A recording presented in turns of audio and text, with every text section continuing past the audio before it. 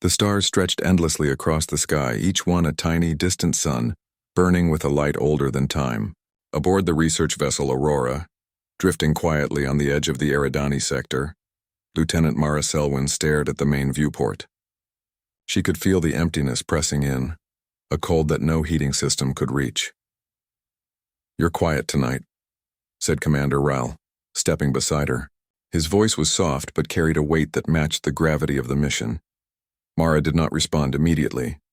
She watched the stars blur past the hull as the ship maintained its slow, deliberate course. "I keep thinking, what if all our efforts are for nothing?" she finally whispered. Her words barely rose above the hum of the engines. Ral looked at her, his face shaded in the dim light. "Nothing? You mean humanity's search for contact, or?" She shook her head, unsure. "No, myself, sometimes I wonder if I'm not anything, if I don't matter." Ral was silent for a moment, studying her. Then he said gently, "You matter, Mara, more than you realize. That's why we're here." Mara turned to him, her eyes reflecting a galaxy of thoughts. "Do you think they'll recognize that? If there's someone out there—" Before Ral could answer, the ship's alarm blared, a soft, urgent chime that pierced the quiet cabin. Red lights pulsed along the corridors. "Report!" Ral commanded, already moving toward the console. Mara followed, her heart quickening. The main screen displayed a series of signals from deep space, a pattern that repeated every 30 seconds. The code was unlike anything they had encountered before. "Is this a transmission?" Mara asked, her voice trembling with excitement and fear. Ral shook his head slowly. "It's deliberate, but it's old, very old. Older than any known civilization in this sector." Mara studied the patterns, trying to decipher meaning. The pulses were faint yet persistent, almost like someone or something was calling out, waiting to be understood. "Can we respond?" she asked, hope rising. Ral's eyes narrowed. "We can try, but we don't know if they understand our signals. And if it's something alive, it might be dangerous."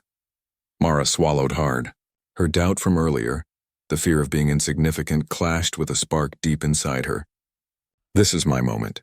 I can make a difference." She stepped forward and pressed her hands against the console, feeling the hum of the ship beneath her fingertips. "I'll do it," she said. Ral looked at her in surprise. "You mean, you'll try to communicate?" Mara nodded. "I want to know if I'm anything, if we're anything. If humans are something that can reach across the stars." The room fell quiet except for the soft mechanical breathing of the ship. Mara's fingers danced over the holographic interface, matching the pulse of the alien signal.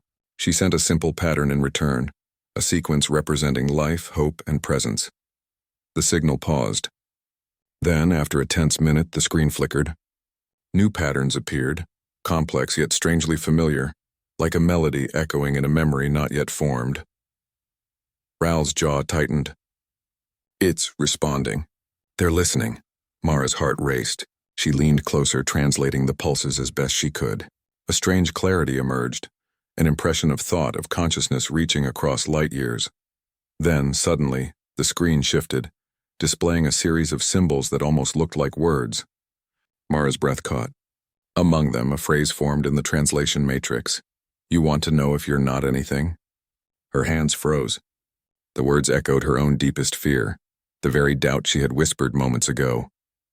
Ral put a steady hand on her shoulder. "It knows you, Mara.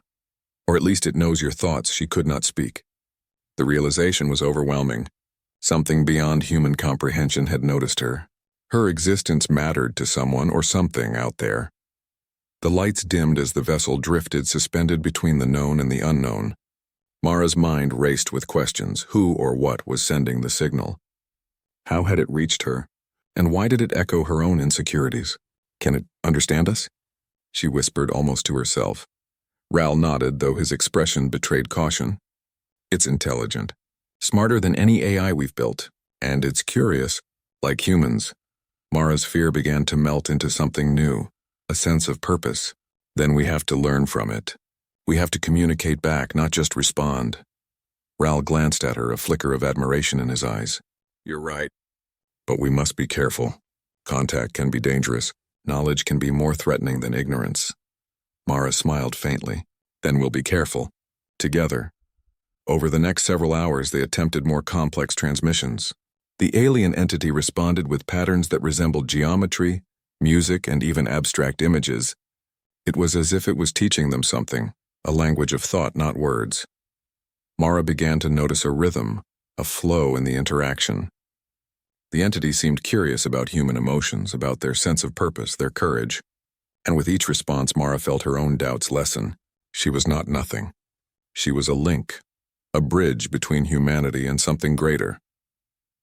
As the Aurora drifted farther into the unknown, the vessel received a new type of transmission, one that was not just signals, but a vision. Mara saw stars bending in strange ways, enormous structures orbiting dead suns, and a vast intelligence spreading through the galaxy. Her heart pounded.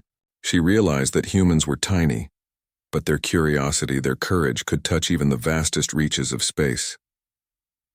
Ral spoke softly beside her. "It's showing us possibilities, a path forward." Mara nodded, her eyes shining. "And it chose to show us. Because we exist. Because we reached out. Because I reached out."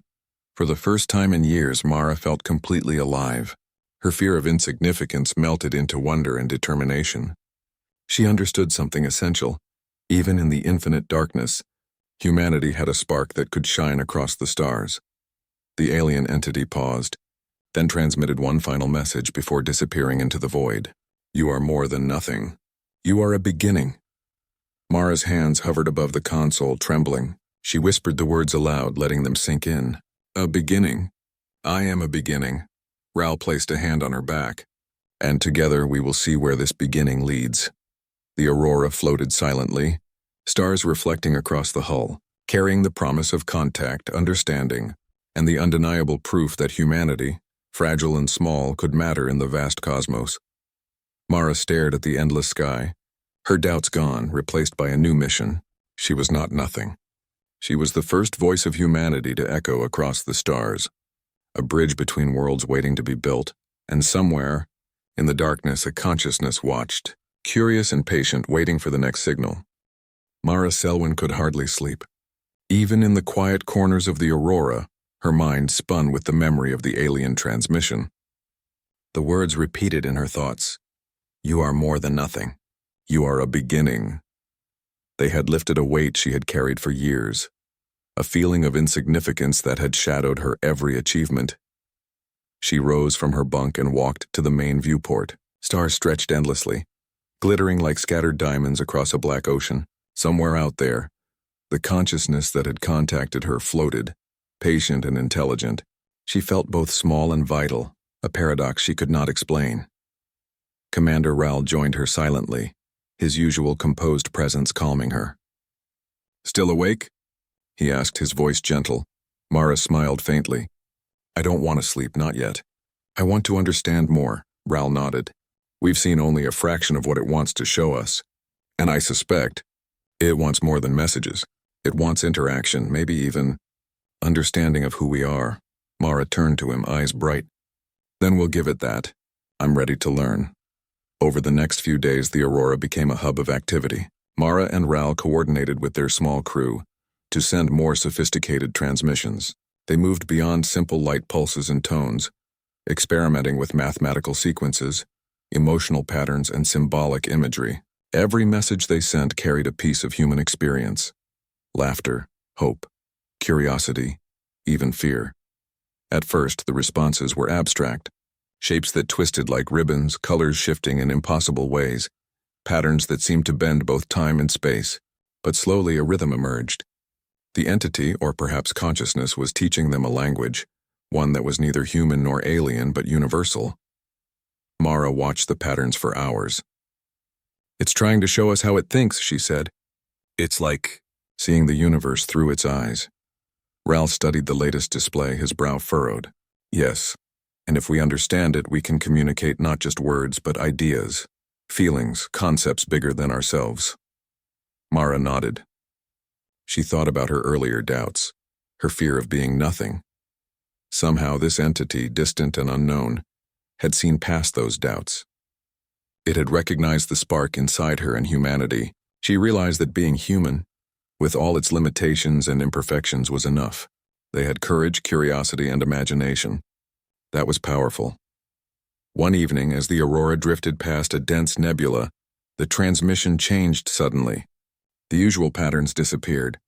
Instead, a single image appeared. A massive structure orbiting a dead star constructed with impossible precision. It glowed faintly like a crown of light against the darkness. Ral and Mara stared at it in awe. "Is that real?" Mara whispered. Ral shook his head. "I don't know, but it feels alive, like the structure itself has consciousness." The alien communication pulsed again. This time words, or something that translated into words, appeared. "All knowledge is built.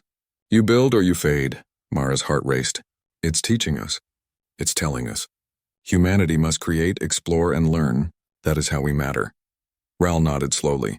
"And it's showing us the path. Not just survival, but purpose, creation." Mara felt a surge of determination. She thought about her life, her choices, and her quiet fears. The entity had given her a gift, belief in herself and her species. She would not waste it. Over the next cycle, the crew began a deeper dialogue with the alien intelligence. Mara led the effort, her confidence growing with every response. She sent sequences representing art, architecture, and music, hoping to share human culture in its purest form. The alien responded with intricate structures of light, shapes that suggested movement, architecture, even emotion. One night, while decoding a particularly complex pattern, Mara had a revelation. The images were not just abstract, they were instructions. The alien was guiding them to build something tangible and meaningful. Ral leaned over her shoulder, watching her calculations. "Are you sure?" he asked. "Yes," Mara said, her voice firm. "It's not dangerous. It's a challenge, a gift. It wants us to prove what we can do." The next step was a joint project. The crew designed a small floating beacon that could send a multidimensional signal into the cosmos. It would serve as a message not just to the alien intelligence, but to any other life forms capable of perceiving it. They worked day and night, drawing on their knowledge of physics, mathematics, and creativity. As Mara adjusted the final settings on the beacon, she whispered, almost to herself, "I am not nothing. I am part of something bigger." Ral placed a hand on her shoulder. "We all are, Mara. That's the beauty of it." The beacon was ready. The crew activated it, sending a wave of intricate light and sound across the starfield. The signal traveled through the nebula, reaching distances they could only imagine. Seconds passed. Then the alien intelligence responded. This time it was different. The patterns were no longer abstract. They took on a form resembling a human heartbeat, pulsing with life and recognition. The translation matrix interpreted a simple message: "You have begun, continue, build." Mara's eyes welled with tears. She had feared she was insignificant, that her existence would vanish into the vastness of space without notice. Now she understood that humanity's value was in its curiosity, its courage, and its willingness to reach out, even into the unknown. "Look at that," Ral said, pointing to the patterns on the screen. It's proud of us." Mara nodded. "It's not just intelligence. It's empathy, recognition, understanding. That's human too. Maybe that's why it reached us first." For the first time since the mission began, Mara felt a profound connection to the universe. She realized that humanity was not alone, not because of physical proximity, but because their spirit could bridge the greatest distances. They were capable of building, creating, and connecting in ways that transcended technology or time. The weeks that followed were filled with collaboration, learning, and discovery. The Aurora became more than a vessel. It was a classroom, a workshop, and a bridge to something far greater than themselves. Mara and Ral guided the crew, translating alien ideas into experiments, sketches, and new technology. Every day they felt the weight of responsibility and the thrill of purpose. One evening, Mara stood at the viewport, staring into the endless void. The alien signal pulsed gently like a heartbeat shared across light years. She felt a quiet satisfaction and a growing anticipation for the next step. Ral joined her, his expression thoughtful. "Mara, what do you think is next?" She smiled softly. "I don't know. But whatever it is, we'll meet it. Together. And we'll continue to prove that humanity matters." The stars stretched on, infinite and mysterious. And somewhere beyond, a consciousness watched, patient and wise, encouraging the first steps of a species that had finally begun to understand its place in the cosmos. Mara whispered one last time to the void, her voice steady and full of hope. "We are here. "We are ready." The alien intelligence pulsed in response, brighter than ever, as if it had heard and understood every word. Humanity had begun a new chapter, not as insignificant beings but as creators, explorers, and dreamers reaching across the stars. And far ahead, the next discovery waited. The colony of Outpost Delta 9 sat quietly on the edge of known space. It was a lonely world, a rocky planet surrounded by dust and silence. The only sound that ever broke the calm was the deep hum of mining drills and the soft hiss of oxygen vents. For most of the colonists, life was simple: work, eat, sleep, and repeat. But for Commander Ethan Cole, the colony's security officer, the silence always carried a hint of unease. He had been a soldier once back in the Earth-Kreth Wars. Even years after the peace treaty, his mind was still trained to notice danger before it arrived. One cold morning, as the two suns of Delta 9 rose over the Copper Hills, a new ship landed on the colony's landing pad. Its design was sleek, smoother than the usual cargo vessels. Ethan watched from the command window as the ramp lowered and a tall woman stepped out. Her posture straight, her coat shining faintly under the red sunlight. Her name was Dr. Lyra Venn, a scientist sent from Central Command. The paperwork said she was here to study mineral energy samples, something to do with fusion research. Nothing unusual, at least on paper, but Ethan noticed the way her eyes scanned the horizon before she even greeted anyone, as if she was measuring the air, the light, the gravity. "Welcome to Delta 9, Ethan said, shaking her hand. "Hope you enjoy our warm hospitality as in cold nights." Lyra smiled politely. "Thank you, Commander. I'll try not to make trouble." Her voice was calm, gentle, yet there was something behind it, like a quiet echo. Ethan couldn't explain it, but it made him uneasy. For the next few weeks, Lyra worked in Lab 6, the deepest laboratory beneath the main base. She was rarely seen outside. The miners joked that she slept with her equipment, and the engineers said she talked to her machines. Ethan tried not to interfere. He had seen many scientists before, all strange in their own ways. But soon reports began to reach him. One engineer said that the lights around Lab 6 sometimes flickered when Lyra was inside. A miner swore he saw blue sparks on her gloves as she carried mineral samples. The night shift guard mentioned hearing a low hum, like a song made of electricity coming from the lab at midnight. Ethan checked the power logs. Everything seemed normal, except for small spikes of unknown energy. Not strong enough to be dangerous, but strange enough to make him curious. He decided to visit her. When Ethan entered Lab 6, the air felt colder than the rest of the colony. Rows of crystal samples glowed faintly under white light. The machines were silent except for a small vibration in the floor, like the heartbeat of something alive.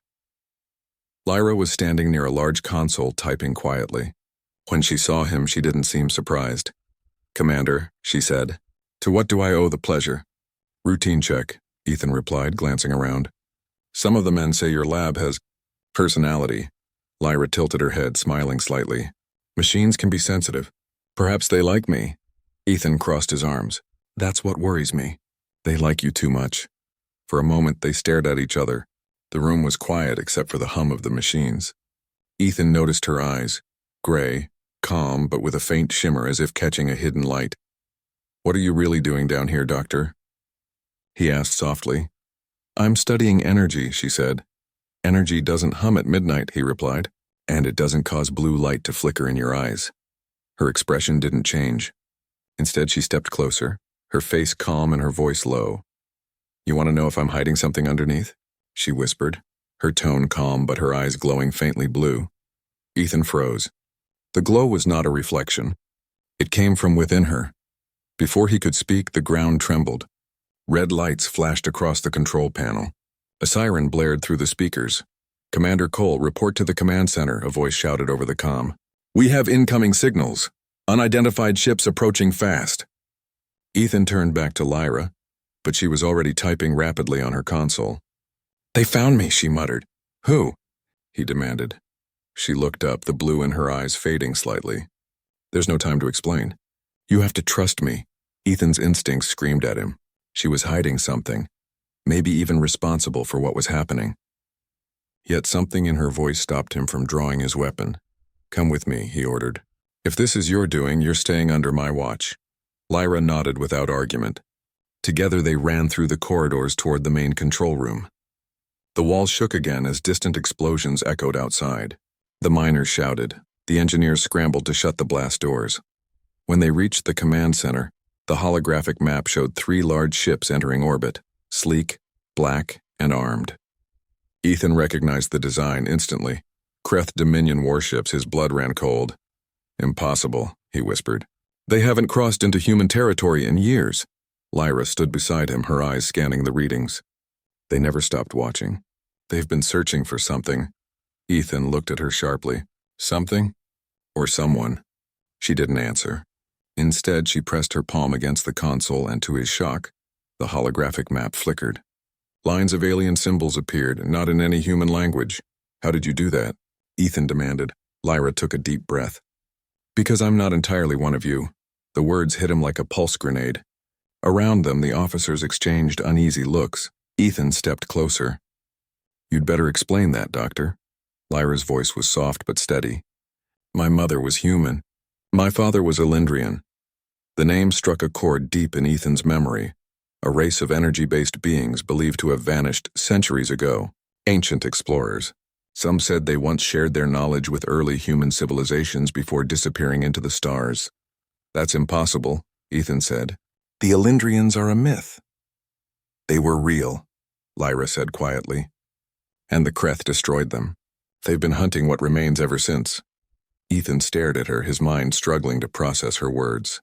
"So why come here? Why this colony?" Lyra looked at the holographic map, pointing toward the mountain range beyond the mines. "Because something lies beneath Delta 9. An Elendrian power core, ancient, hidden, and dangerous. I came here to protect it, but the Kreth must have traced my energy signal." "You brought them to us," Ethan said in disbelief. "I brought them to me," Lyra corrected, "and I will not let them take what remains of my people." Outside, thunder roared across the sky. The first Kreth bombardment hit the outer mining fields. The ground shook and alarms blared across every section of the colony. Ethan turned to his officers. "Activate defense shields. Get every civilian to the shelters. And someone get me a clear visual on those ships." He faced Lyra again. "If what you say is true, Doctor, you've just made Delta 9 the center of a war." Lyra met his eyes, her expression unreadable. "Then you'll need every advantage you can get." She extended her hand toward the defense console. Blue light rippled through her fingers, spreading into the system like liquid fire. The screens blinked, and for a moment every weapon turret on the colony hummed to life. Stronger, faster, brighter. Ethan stared, speechless. "What did you just do?" he asked. "I gave your defenses a little help," she said softly. "But it won't last long. The Kreth are already landing." Ethan looked out the main viewport. Distant black shapes were descending through the clouds, dropships filled with soldiers. He clenched his fists. "Then we fight." Lyra's blue eyes glowed again, brighter this time. "And I will fight with you." As the first explosion shook the colony, Ethan realized his world had changed forever. The quiet mining outpost was now the front line of an ancient war, and the mysterious woman beside him was both their greatest danger and their only hope. Outside, the dark horizon burned with falling fire.